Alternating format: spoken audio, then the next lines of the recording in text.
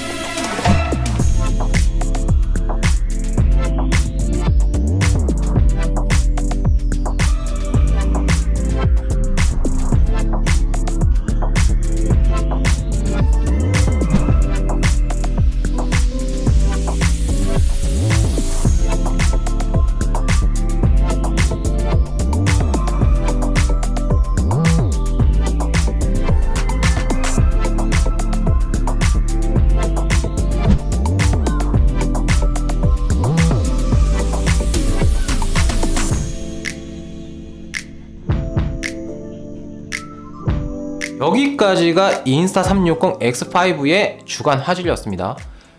제가 촬영할 때는 이게 분량이 좀 많았는데 편집을 하면서 많이 줄였어요. 아싸리 주어진 시간만큼 리뷰를 할 거면 저조도 쪽으로 비중을 두자 이 생각을 했는데, 왜 그랬냐면 다들 알고 계시겠지만 최근까지 나왔던 액션캠 인스타360 제품뿐만 아니라 다른 제품들도 광량이 풍부한 그런 조건에서는 선회도, 색감, 안정화 모든 게 상향 평준화가 되어 있습니다. 그러다 보니 굳이 일부러 마음 먹고 흠집을 내려고 어떻게 하지 않는 이상은 X5 역시 주간 영상은 딱히 흠잡을 게 없다, 요런 결론이 나왔거든요.